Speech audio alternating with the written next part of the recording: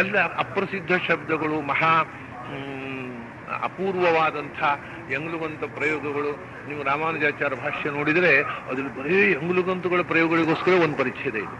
ಸುಮ್ಮನೆ ವ್ಯಾಕರಣದಲ್ಲಿ ಹೊಸ ಹೊಸ ರೂಪಗಳು ಚಾಪಲ್ ಅಲ್ವದು.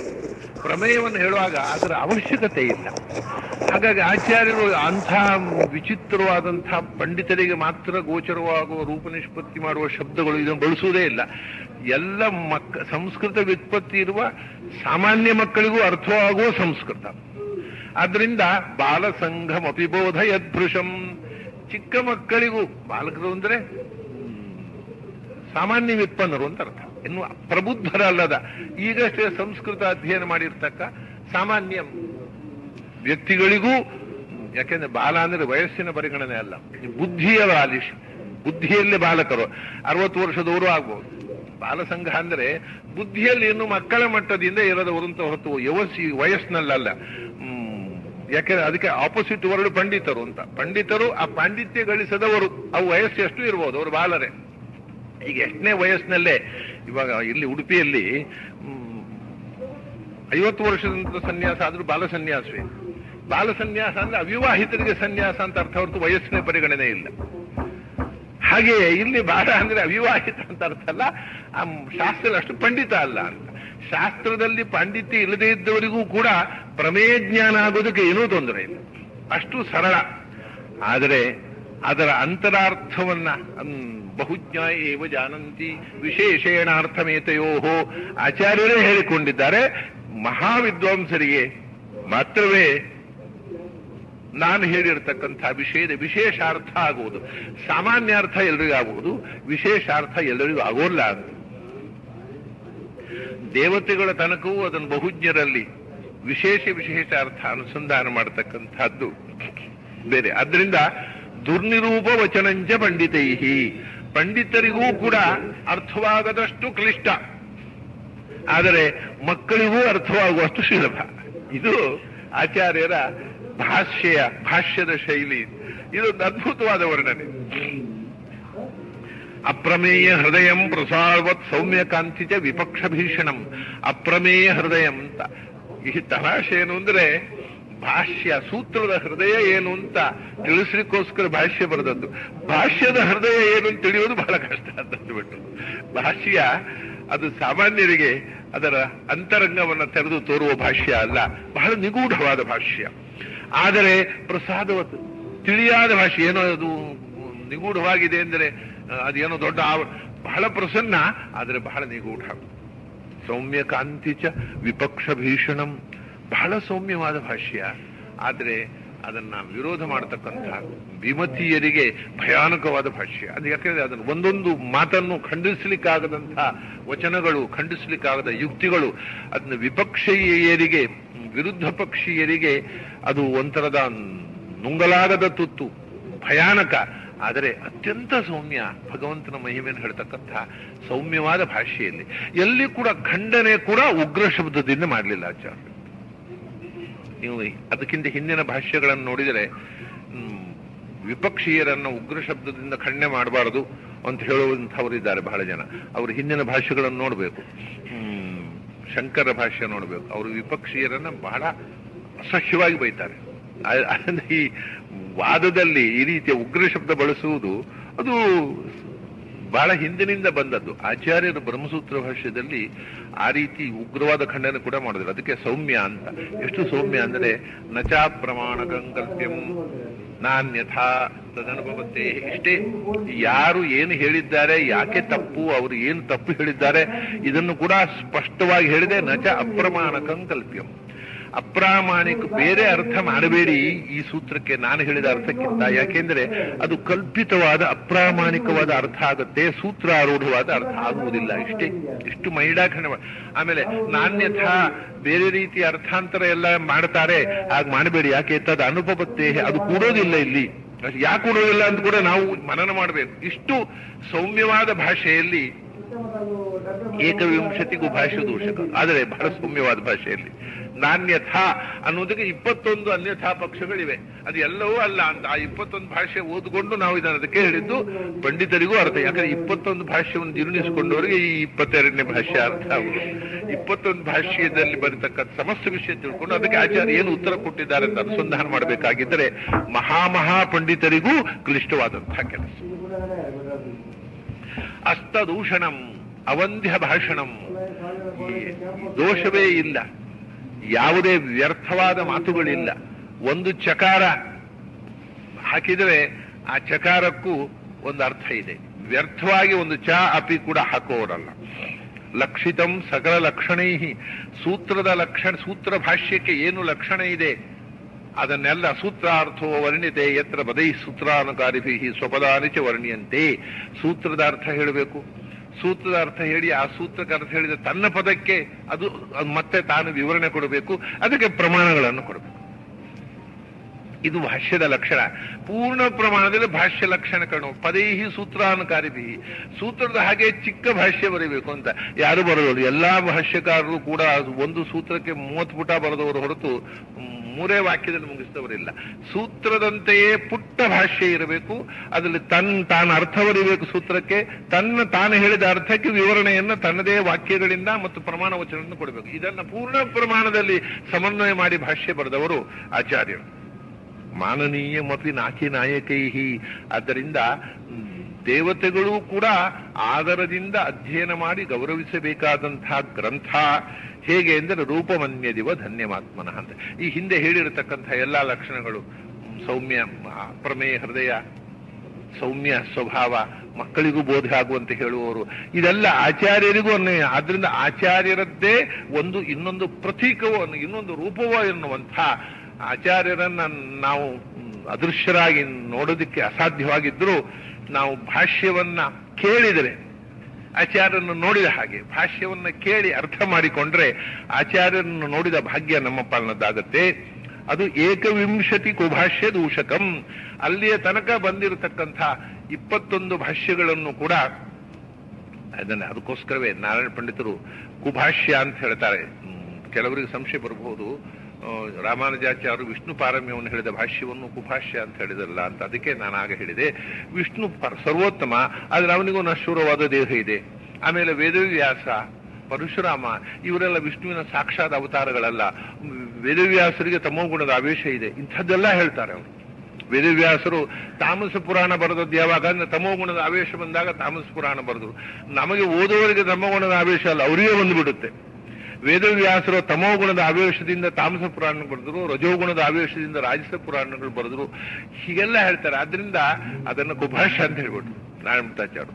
ನಾರಾಯಣನ ಪಾರಮ್ಯಕ್ಕೆ ಪ್ರತಿಕೂಲವಾಗತಕ್ಕಂಥ ಅನೇಕ ಸಂಗತಿಗಳಿವೆ. ಅಷ್ಟು ಇದ್ದು ನಾರಾಯಣ ಪಾರಮ್ಯ ಹೇಳ್ತೇನೆ ಅನ್ನೋದಕ್ಕೆ ಏನರ್ಥ ಇದೆ?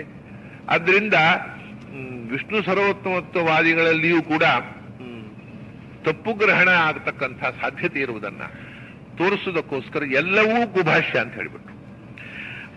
ಅಂಥ ಬ್ರಹ್ಮಸೂತ್ರ ಗಣಭಾಷ್ಯಮದ್ಭುತಂ ಅಪ್ಯದೂಷ್ಯ ಮತನೋದನಂತಧೀಹಿ ಭೂತಭಾವಿ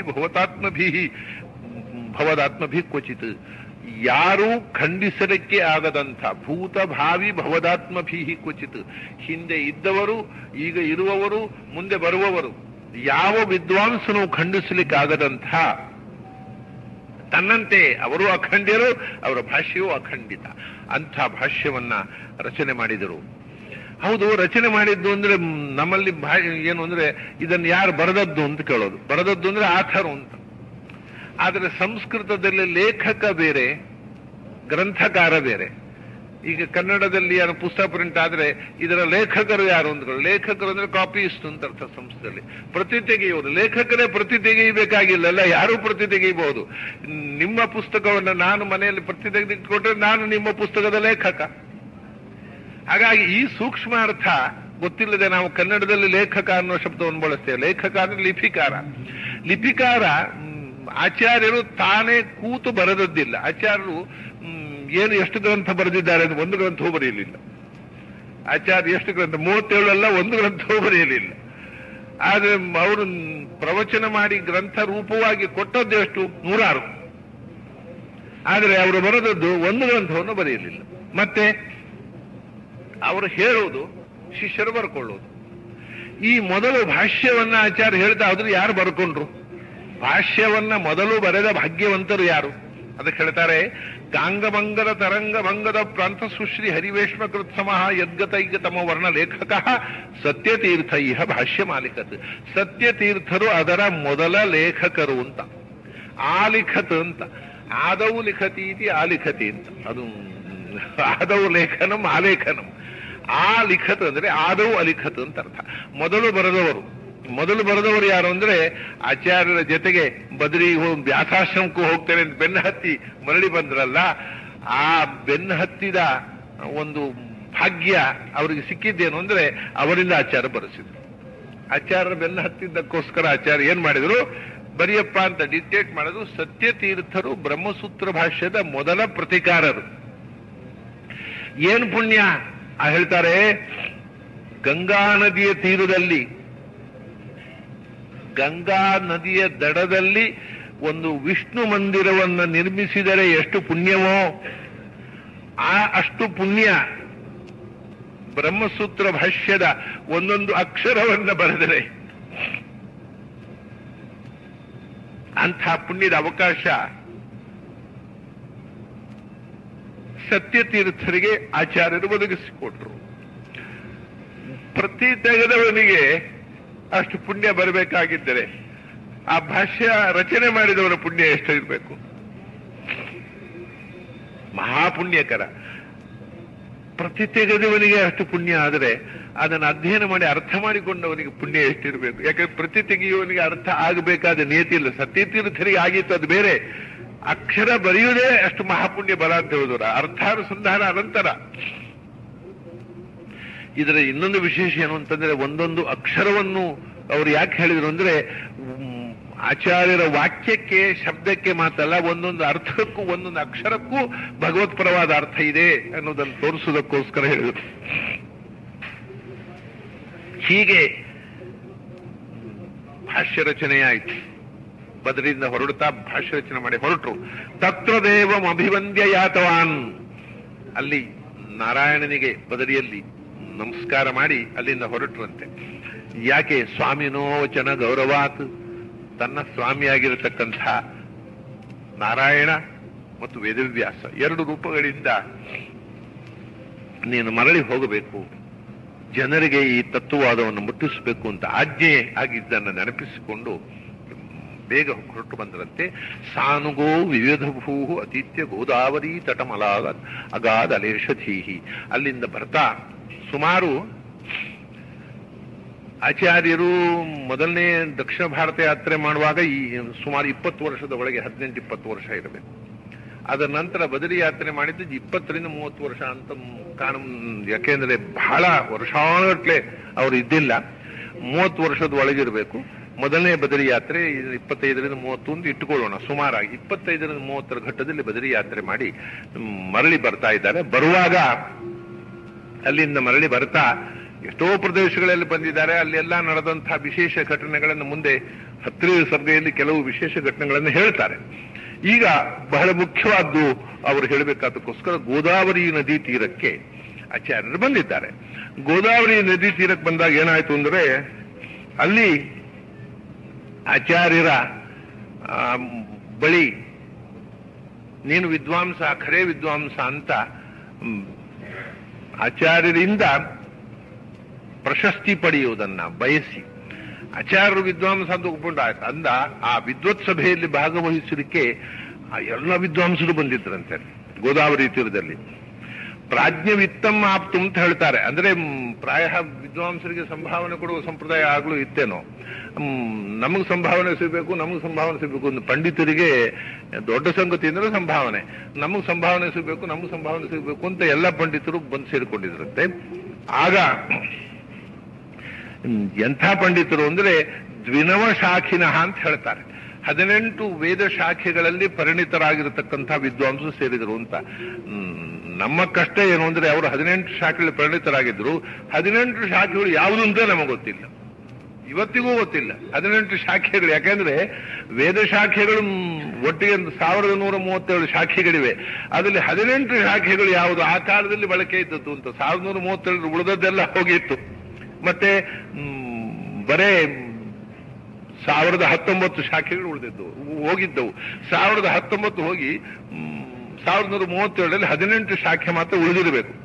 ಋಗ್ವೇದದಲ್ಲಿ 24 ಶಾಖೆಗಳಿದ್ದಲ್ಲಿ ಒಂದು 7-8 ಶಾಖೆಗಳು, ಆಮೇಲೆ ಯಜುರ್ವೇದದಲ್ಲಿ ಒಂದು 5-6 ಶಾಖೆಗಳು, ಹೀಗೆ ಸಾಮವೇದದಲ್ಲಿ ಒಂದು 2-3, ಅಥರ್ವೇದದ್ದೊಂದು, ಹೀಗೆ 18 ಶಾಖೆಗಳು ಆಗ ಉಳಿದಿತ್ತು.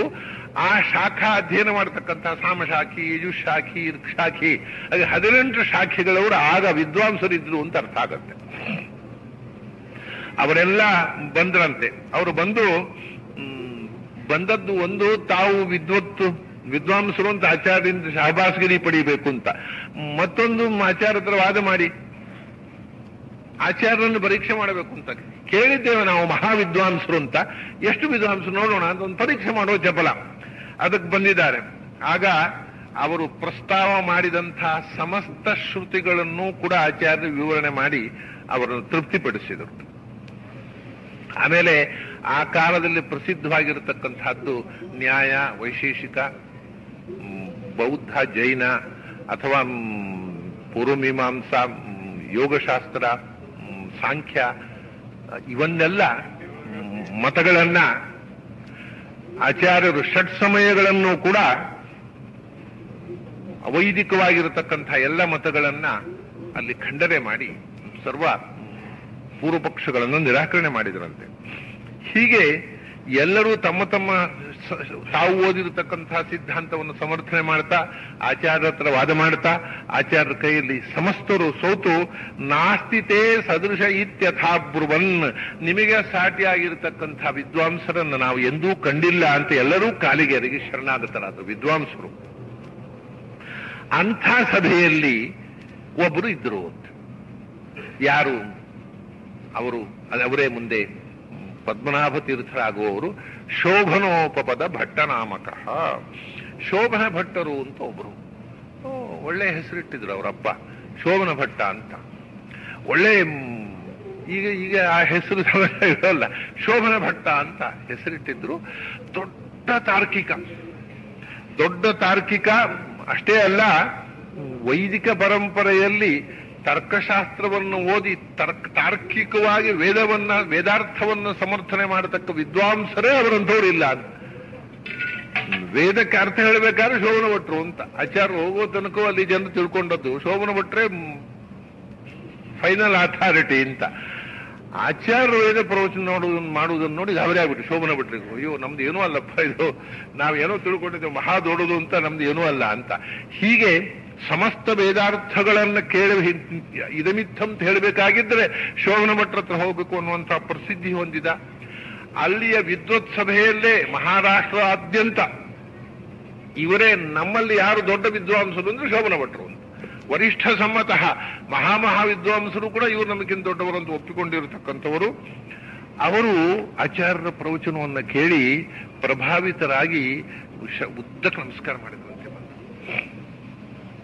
ನಾನು ಶ್ರೇಷ್ಠ ಪಂಡಿತ ಅಂತ ಇವರೆಲ್ಲ ಹೇಳ್ತಾ ಇದ್ದಾರೆ.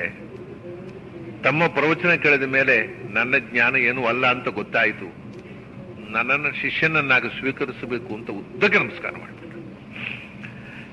ಇದರಲ್ಲಿ ವಿಷಯ ಏನು ಅಂದ್ರೆ, ಶೋಭನ ಭಟ್ರೆ ಮೊದಲ ಶಿಷ್ಯ ಅಲ್ಲ, ಆಚಾರ್ಯ ಸನ್ಯಾಸಿ ಶಿಷ್ಯರು ಅದರ ಮೊದಲು ಇದ್ರು. ಈಗ ಅವ್ರು ಬದಲಿ ಹೋಗುವ ಅವ್ರ ಜೊತೆಗೆ ಸನ್ಯಾಸಿ ಶಿಷ್ಯರಿದ್ದಲ್ಲ, ಸತ್ಯತೀರ್ಥರಿದ್ರು, ಋಷಿಕೇಶ ತೀರ್ಥರಿದ್ರು. ಎಲ್ಲ ಆಚಾರ್ಯರಿಗಿಂತ ಶೋಭನ ಭಟ್ರಿಗಿಂತ ಮೊದಲು ಸನ್ಯಾಸ ತೆಗೆದುಕೊಂಡಿರತಕ್ಕಂಥ ಯತಿಗಳಿದ್ರು. ಅನಯೋ ಪ್ರಥಮೇ ಶಿಷ್ಯ ಮುಂದೆ ಹೇಳ್ತಾರೆ, ಶೋಭನ ಭಟ್ರಿಗಿಂತ ಮೊದಲು ಆ ಸನ್ಯಾಸ ತಗೊಂಡ ಅನೇಕ ಶಿಷ್ಯರಿದ್ರು, ಅಂತ ತಗೊಂಡವರು ಇದ್ರು ಅಂತ.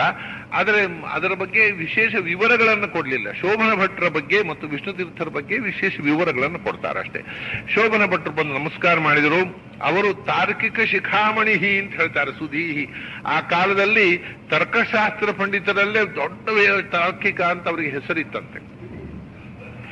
ಆಮೇಲೆ ಆಚಾರ್ಯರು ಹೇಗೆ ಅದಕ್ಕಿಂತ ಮೊದಲು ಆಚಾರ್ಯ ಬಂದು ಆ ಕಾಲದಲ್ಲಿ ಪ್ರಸಿದ್ಧವಾದಂತಹ ಜೈನ, ಬೌದ್ಧ, ಸಾಂಖ್ಯ, ನ್ಯಾಯ, ವೈಶೇಷಿಕ ಎಲ್ಲಾ ಮತಗಳನ್ನು ಖಂಡನೆ ಮಾಡಿ ವೈದಿಕ ಮತವನ್ನು ಸ್ಥಾಪನೆ ಮಾಡಲಿಕ್ಕೆ ಪ್ರಯತ್ನ ಮಾಡಿದವರು ಅವರು. ಆಮೇಲೆ ಅವರಿಗೆ ಆಸಕ್ತಿ ತರ್ಕಶಾಸ್ತ್ರ ಓದಿದ್ರು ಕೂಡ ವೇದ ಭಾರತ ಪುರಾಣ ನಿಷ್ಠಿತ, ಅವರಿಗೆ ಆಸಕ್ತಿ ವೇದ ಮಹಾಭಾರತ ಮತ್ತು ಪುರಾಣಗಳಲ್ಲಿ ಆಸಕ್ತಿ, ಇದನ್ನು ಸಮನ್ವಯ ಮಾಡಬೇಕು ಅಂತ. ಹೇಗೆ ಮಾಡೋದು ಗೊತ್ತಾಗದೆ ಒದ್ದಾಡ್ತಾ ಇದ್ರು, ಹಿಂದಿನ ಯಾವ ಭಾಷ್ಯಕಾರರು ಮಾಡಿಲ್ಲ ಅಂತ.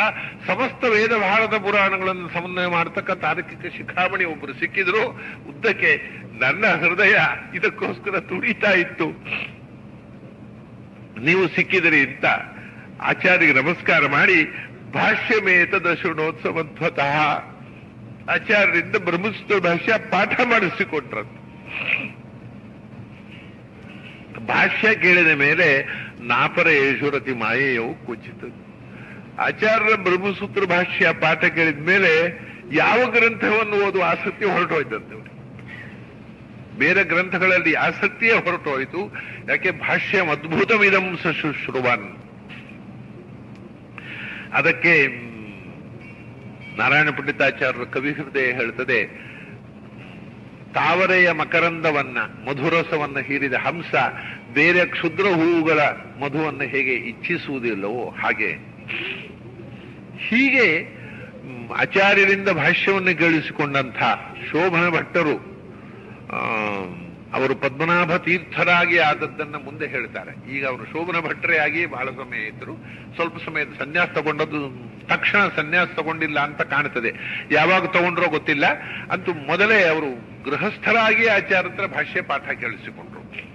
ಗೃಹಸ್ಥರ ಪಾಠ ಕೇಳಿಸಿಕೊಂಡು ಆಮೇಲೆ ಸರ್ವತ್ರ ತಾನು ಎಲ್ಲೆಲ್ಲಿ ಅಡ್ಡಾಡಿದರೋ ಅಲ್ಲೆಲ್ಲ ಈ ಭಾಷ್ಯದ ಮಹತ್ವ, ಆಚಾರ್ಯರ ಗ್ರಂಥದ ಮಹತ್ವವನ್ನು ಹೇಳಲಿಕ್ಕೆ ಪ್ರಾರಂಭ ಮಾಡಿದ್ರಂತೆ. ಅಷ್ಟು ಪ್ರಭಾವಿತರಾಗ್ಬಿಟ್ಟು ಅವರು ಹೇಳ್ತಾರೆ, ಈ ಚಿಪ್ಪಿನಿಂದ ಸುಣ್ಣ ಮಾಡ್ತಾರಲ್ಲ, ಸುಣ್ಣ ಮಾಡಿ ಮಾರಾಟ ಮಾಡ್ತಾರೆ. ಚಿಪ್ಪಿನಿಂದ ಸುಣ್ಣ ಮಾಡಿ ಮಾರಾಟ ಮಾಡೋರಿಗೆ ಬಲಮುನಿ ಶಂಖ ಸಿಕ್ಕಿದ್ರೆ ಏನು ಉಪಯೋಗ? ಅವರಿಗೆ ಅದು ಸುಣ್ಣ ಮಾಡ್ಲಿಕ್ಕೆ ಬರೋಲ್ಲ ಅಂತ ಬಿಸಾಡ್ತಾರೆ. ಹಾಗೆ ಯಾರು ಈ ಭಾಷ್ಯ ಸಿಕ್ಕಿಯೂ ಇದನ್ನು ಉಪಯೋಗಿಸದೇ ಇರ್ತಾರೆ, ಅವರು ಚಿಪ್ಪಿನಿಂದ ಸುಣ್ಣ ಮಾಡಿ ಮಾರಾಟ ಮಾಡಿ ಬಲಮುನಿ ಶಂಖವನ್ನು ಬಿಸಾಡತಕ್ಕಂಥ ದುರ್ದೈವಗಳು. ಆಮೇಲೆ ಬಲಮುನಿ ಶಂಖ ಸಿಕ್ಕಿದ್ದನ್ನ ಅವರು ತನ್ನ ಬಗ್ಗೆಯೂ ಕೂಡ ಹೇಳಿಕೊಳ್ತಾರೆ. ಪದ್ಮನಾಭ ತೀರ್ಥರು, ಬಲಮುನಿ ಶಂಖ ಸಿಕ್ಕಿದ್ರೆ ಅದಕ್ಕೆ ಒಳ್ಳೆ ಬೆಲೆ ಇದೆ ಅಂತ 10,000 ರೂಪಾಯಿ ಇನ್ನೊಬ್ಬರಿಗೆ ಮಾರುವವರು ಕೆಲವರು. 10,000 ರೂಪಾಯಿ ದುಡ್ಡು ಅವರಿಗೆ ಬಲಮುನಿ ಶಂಖಕ್ಕಿಂತ ಕ್ಯಾಶ್ ಮುಖ್ಯ ಆಯಿತು. ಮನೆಯಲ್ಲಿಟ್ಟು ಬಲಮುನಿ ಶಂಖವನ್ನು ಪೂಜೆ ಮಾಡಲಿಲ್ಲ. ನಾನು ಆ ಮಟ್ಟಕ್ಕೆ ಸೇರಿದವ ಅಂತ ಹೇಳ್ತಾರೆ. ಆಚಾರ್ಯರ ಗ್ರಂಥವನ್ನು ನಿಮಗೆ ಕೊಡ್ತಾ ಇದ್ದೇನೆ, ನಾನು ಬಲಮುನಿ ಶಂಖ ಮಾರಾಟ ಮಾಡಿ ಬದುಕುವಂತ ಮನುಷ್ಯ ಆಗೋಯ್ತು. ನಾನು ಮನೆಯಲ್ಲಿಟ್ಟು ಪೂಜಿಸುವ ಬದಲು ಯಾರಿಗೋ ಕೊಟ್ಟೆ, ಅದನ್ನು ತಗೊಂಡ ಒಬ್ಬ ಮನೆಯಲ್ಲಿಟ್ಟು ಪೂಜೆ ಮಾಡ್ತಾನೆ, ಅದು ಮಹಾಭಾಗ್ಯ.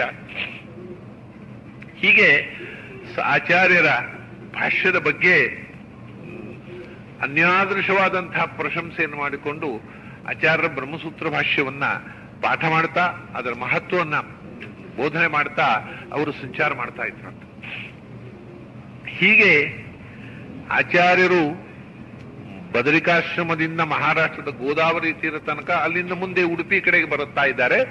ಎಲ್ಲ ಕಡೆಯೂ ಭೂಲೋಕದ ವಿದ್ವಾಂಸರು ಮಾತ್ರ ಅಲ್ಲ, ದೇವತೆಗಳು ಕೂಡ ಈ ಆಚಾರ್ಯರ ವಿದ್ವತ್ತೆಯನ್ನು ಕಂಡು ಸಂತೋಷಪಟ್ಟರು, ಅಭಿನಂದನೆ ಮಾಡಿದರು. ಹೀಗೆ ಮಾಡ್ತಾ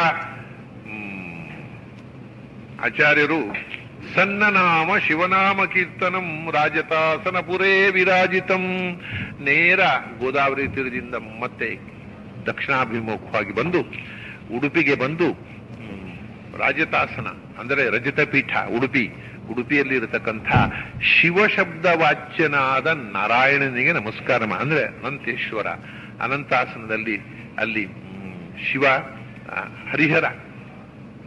ತಮಾಷೆ ಏನು ಅಂತಂದ್ರೆ, ಇಲ್ಲಿ ನಮ್ಮ ದಕ್ಷಿಣ ಕನ್ನಡ ಅಥವಾ ಉಡುಪಿ ಪರಿಸರದಲ್ಲಿ ಶಿವಳ್ಳಿ, ಹೌದು ದಕ್ಷಿಣ ಕನ್ನಡ ಎಲ್ಲ ಮತ್ತೆ ಬಂದದ್ ಬಿಡಿ, ಈ ಶಿವಳ್ಳಿ ಅಂತ ಏನಿದೆ ಪರಿಸರ, ಶಿವಳ್ಳಿ ಅಷ್ಟೇ ಅಲ್ಲ, ಈ ತೌಳವ ಮಂಡಲ, ಕೇರಳ ಮಂಡಲದಿಂದ ಗೋವೆಯ ತನಕ ಇರತಕ್ಕಂಥ ಭೂಮಿ ಭಾಗ ಏನಿದೆ, ಆ ಭಾಗದಲ್ಲಿ ಆ ಕಡೆ ಸ್ವಲ್ಪ ಕರ್ನಾಟಕ, ಈ ದಕ್ಷಿಣ ಭಾಗ ಪೂರ್ತಿ ತೌಳವ ಮಂಡಲ.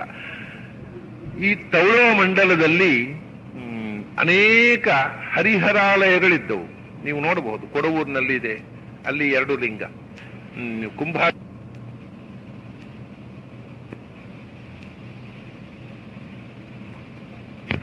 ಅಲ್ಲಿ ಕ್ರೋಡೇಶ್ವರ ಅಂದ್ರೆ ಅಲ್ಲಿ ಶಂಕರನಾರಾಯಣ, ವಿಷ್ಣು, ಶಿವ 2 ಲಿಂಗಗಳಿವೆ. ಅಂದ್ರೆ ಬಹಳ ಜನರಿಗೆ ಲಿಂಗಾಂಡಗಳೇ ಶಿವ ಅಂತ ಅನ್ನೋ ಭ್ರಮೆ.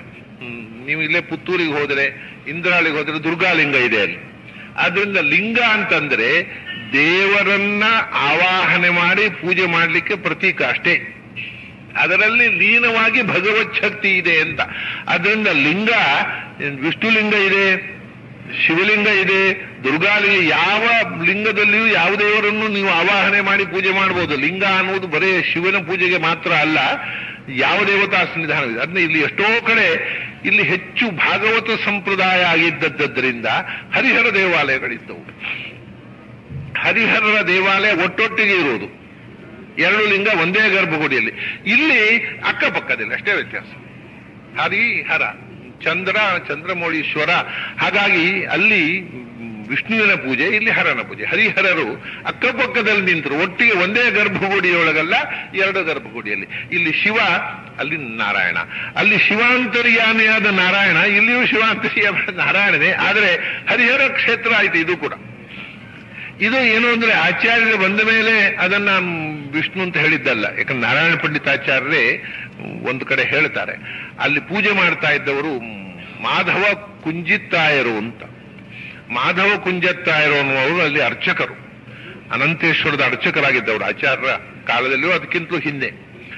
ಅವರು ಕುಂಜತ್ತಾಯರು ಅಂದ್ರೆ ಕುಂಜಿಬೆಟ್ಟು ಅಂತ ಈಗ ನಾವು ಹೇಳ್ತೇವಲ್ಲ, MGM ಕಾಲೇಜ್ ಇರುವ ಜಾಗ, ಅಲ್ಲಿ ವಾಸವಾಗಿದ್ದವರು. ಇವತ್ತಿಗೂ ಅಲ್ಲಿ ಅವರು ವಾಸವಾಗಿದ್ದಂತಹ ಒಂದು ಮನೆ, ಅಲ್ಲಿ ಅನಂತ ಪದ್ಮನಾಭ ದೇವಸ್ಥಾನ ಇದೆ. ಅದು ಕುಂಜಿತ್ತಾಯ ಮನೆತನದವರು ಪೂಜೆ ಮಾಡ್ತಾ ಇದ್ದವರು. ಒಮ್ಮೆ ಅವರು ಕುಂಜಿಬೆಟ್ಟಿನಿಂದ ಬರಬೇಕಾಗಿದ್ರೆ ಮಧ್ಯದಲ್ಲಿ ಈ ನಿಮ್ಮ ಕಲ್ಲಶಂಕ ಇದೆಯಲ್ಲ, ಅದು ಒಂದು ಕತ್ತಲು ಸಾರು ಹೊಳೆ, ಒಂದು ಸಣ್ಣ ತೋಡು. ಆ ತೋಡಿನಲ್ಲಿ ಮಳೆಗಾಲದಲ್ಲಿ ನೀರು ತುಂಬಿ ಹೋಯ್ತಂತೆ. ನೀರು ತುಂಬಿ ಹೋದಾಗ ಇಲ್ಲಿ ಹಿಂದೊಮ್ಮೆ ಆಗಿತ್ತು, ನೀರು ತುಂಬಿ ಇಲ್ಲಿಂದ ಯಾವಾಗಲೂ ಜೋರು ಮಳೆ ಬಂದು ನೀರು ತುಂಬಿದ್ರೆ ಮಧ್ವ ಸರೋವರದಿಂದ ದೋಣಿ ಹಾಕಿ ಹೋಗ್ಬೇಕು ಆಚೆಗೆ. ದೋಣಿಯಿಂದ ಆಚೆ ಸಾಗಿಸೋದು ಇವತ್ತಿಗೂ ನಡೀತದೆ. ಮಳೆಗಾಲದಲ್ಲಿ ಆ ಬಯಲಲ್ಲೆಲ್ಲ ನೀರು ತುಂಬಿ ಬಿಡ್ತದೆ, ತೋಡು ಬಯಲು ನೀರು ತುಂಬಿ ಬಯಲಿನ ಮಧ್ಯದಲ್ಲಿ ಮನೆ ಇದ್ದವರನ್ನೆಲ್ಲ ದೋಣಿಯಲ್ಲಿ ಆಚೆ ಸಾಗಿಸ್ತಾರೆ. ಆಗ ಯೋಚನೆ ಮಾಡಿ, 700 ವರ್ಷದಿಂದ ಶಂಕ ಗಿಂಕ ಏನೂ ಇಲ್ಲ, ನೀರು ತುಂಬಿ ಬಿಟ್ಟಿತ್ತು, ಇವರು ಈಚೆ ಬರ್ಲಿಕ್ಕೆ ಆಗದ ಸ್ಥಿತಿ ಇತ್ತು. ಆವಾಗ ಅಂಥ ಸಂದರ್ಭದಲ್ಲಿ ಅವರಿಗೆ ಒಂದು ಕನಸು ಬಿತ್ತಂತೆ, ನಿನ್ನ ಮನೆಯ ಬಾವಿಯಲ್ಲೇ ನಾನಿದ್ದೇನೆ, ಅದನ್ನು ತೆಗೆದು ನನ್ನ ಪ್ರತೀಕವನ್ನು ಪೂಜೆ ಮಾಡುವಂತ. ನೀನು ಇಲ್ಲಿಗೆ ಬರದೇ ಇದ್ರು ನಾನು ಅಲ್ಲಿ ನಿನ್ನಿಂದ ಪೂಜೆ ಕೊಡ್ತೇನೆ ಅಂತ ಬಂದತ್ತೆ. ಅವರು ಆ ಬಾವಿಯಿಂದ ತೋಡಿಸಿ ತೆಗೆದರೆ ಅನಂತ ಪದ್ಮನಾಭ ವಿಗ್ರಹ ಸಿಕ್ಕಿದೆ. ಅದು ಅನಂತೇಶ್ವರನ ಪ್ರತೀಕ. ಹಾಗಾಗಿ ಅದು ನಾರಾಯಣ ಪ್ರತೀಕ ಅನ್ನೋದು ಆಚಾರ್ಯರ ಕಾಲಕ್ಕಿಂತ ಮೊದಲೇ ಸಾರ್ವತ್ರಿಕವಾಗಿ ಒಪ್ಪಿಕೊಂಡು ಬಂದದ್ದು ಹೊರತು ಆಚಾರ್ಯರು ವೈಷ್ಣವ ಧರ್ಮಕ್ಕೋಸ್ಕರ ಅದನ್ನು ನಾರಾಯಣ ಅಂತ ಮಾಡಿದಲ್ಲ. ಅಲ್ಲಿ ತಮಾಷೆ ಏನು ಅಂದ್ರೆ ಲಿಂಗ ಮಾತ್ರ ಅಲ್ಲ, ನಂದಿ ಕೂಡ ಇತ್ತು. ಆಚಾರ್ಯ ಅದನ್ನು ತೆಗೆಸಲಿಲ್ಲ, ನಂದಿ ಇತ್ತು. ನಂದಿ ಎದುರಿನಲ್ಲಿ ಅನಂತೇಶ್ವರದಲ್ಲಿ ನಂದಿ ಇತ್ತು. ಆದ್ರಿಂದ ಅದು ಶಿವ ಪ್ರತೀಕದಲ್ಲಿ ನಾರಾಯಣನೇ ವಿಶೇಷ ಸನ್ನಿಧಾನ, ಶಿವಾಂತರ್ಯಾಮಿಯಾಗಿರತಕ್ಕಂಥ ಭಗವಂತ. ಅದರಿಂದ ಯಾವುದನ್ನು ಆಚಾರ್ಯರು ತೆಗೆಸಲಿಲ್ಲ. ನಂದಿಯನ್ನು ತೆಗೆಸಿ ಇದು ನಾರಾಯಣ ಅಂತ ಹೇಳಿ ನಂದಿಯನ್ನು ತೆಗೆದುಬಿಟ್ಟು, ನಂದಿ ತೆಗೆದದ್ದು ಇತ್ತೀಚೆಗೆ, ಅದು ವಿಬುಧ ಪ್ರಿಯರ ಕಾಲದಲ್ಲಿ ಅಲ್ಲಿ ನಂದಿಯನ್ನು ತೆಗೆದದ್ದು. ಅಲ್ಲಿ ತನಕ ಅಲ್ಲಿ ನಂದಿ ಇತ್ತು. ಹಾಗಾಗಿ ಯಾವುದನ್ನು ಆಚಾರ್ಯರು ಇದ್ದದ್ದನ್ನು ಬದಲಾವಣೆ ಮಾಡಲಿಲ್ಲ, ಅನುಸಂಧಾನ ಮಾತ್ರ ಬದಲಾವಣೆ ಮಾಡಿದ್ರು ಅಷ್ಟೇ. ಅಪ್ಪ ಇಲ್ಲಿ ಶಿವಾಂತರ್ಯಾಮಿ ನಾರಾಯಣ, ಯಾಕಂದ್ರೆ ಅದಕ್ಕೆ ಇತಿಹಾಸದ ಸಾಕ್ಷಿ. ಕನಸಿನಲ್ಲಿ ದೇವರೇ ಬಂದು ಹೇಳಿದ್ದು ನಾನು ಇಲ್ಲಿದ್ದೇನೆ ಅಂತ. ಹಾಗಾಗಿ ಕುಂಜ ಮಾಧವ ದ್ವಿಜಾಯ ಅಂತ ನಾರಾಯಣ ಪಂಡಿತರದನ್ನ ಭಾವಪ್ರಕಾಶಕದಲ್ಲಿ ಸ್ಪಷ್ಟವಾಗಿ ಉಲ್ಲೇಖ ಮಾಡಿದರೆ, ಮಾಧವ ಕುಂಜಿತ್ತಾಯರ ಮನೆಯಲ್ಲಿ ಇವತ್ತಿಗೂ ಅನಂತ ಪದ್ಮನಾಭ ಪ್ರಾಯ ನನಗೆ ಕಾಣುತ್ತದೆ. ಪರವೂರಿನಿಂದ ಬಂದ ಯಾತ್ರಿಕರಿಗೆ ಬಿಡಿ, ಉಡುಪಿಯಲ್ಲಿದ್ದವರಿಗೆ ಗೊತ್ತಿಲ್ಲ. ಪಣಿಯಾಡಿಯಲ್ಲಿ, ಅದೇ ಪಣಿಯಾಡಿ ಅಂದ್ರೆ ಪಣೆಯ ಅಡಿ ಅಂತ, ಅವರು ನೀರು ಸೇರ್ತಾ ಇದ್ದಂಥ ಹಣೆ ಮರ, ಆ ಪಣೆಯ ಅಡಿಯಲ್ಲಿ ಕೆಸರಿನಲ್ಲಿ ಸಿಕ್ಕಿದ್ದದು. ಅದಕ್ಕೋಸ್ಕರ ಪಣಿಯಾಡಿ ಅಂತ ಅದಕ್ಕೆ ಹೆಸರು ಬಂದದ್ದು ಅನ್ನುವಂಥದ್ದೆಲ್ಲ ಇಲ್ಲಿ ಹಿರಿಯರು ಹೇಳ್ತಾ ಇದ್ದ ಐತಿಹ್ಯ. ನಾವು ಚಿಕ್ಕಂದಿನಿಂದ ಕೇಳ್ತಾ ಬಂದದ್ರಿಂದ ದುರ್ದೈವದಿಂದ ನಮಗೂ ನೆನಪು ಉಳಿದು ಬಿಟ್ಟಿದೆ. ಆದರೆ ಇವತ್ತು ಹುಟ್ಟಿ ಬೆಳೆದವರಿಗೆ, ಉಡುಪಿಯವರಿಗೆ ಯಾರಿಗೂ ಈ ಕಥೆಯೂ ಗೊತ್ತಿಲ್ಲ. ಪಣಿಯಾಡಿಯಲ್ಲಿ ಒಂದು ಅನಂತ ಪದ್ಮನಾಭ ದೇವಸ್ಥಾನ ಇದೆ ಅಂತ ಗೊತ್ತಿಲ್ಲ, ಅದು ಸರಿಯಾಗಿ ಹೋಗ್ಲಿಕ್ಕೆ ದಾರಿ ಇಲ್ಲ. ಪರೂರಿನಿಂದ ಬಂದವರಿಗಂತೂ ಗೊತ್ತೇ ಇಲ್ಲ, ಇಲ್ಲಿದ್ದವರಿಗೆ ಗೊತ್ತಿಲ್ಲದೆ ಇದ್ಮೇಲೆ.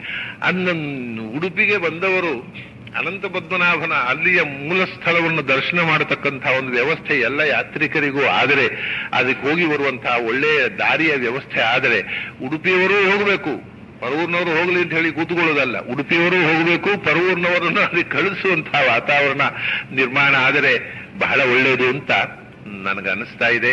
ದೇವರ ಚಿತ್ತಕ್ಕೆ ಬರಬೇಕಷ್ಟೇ.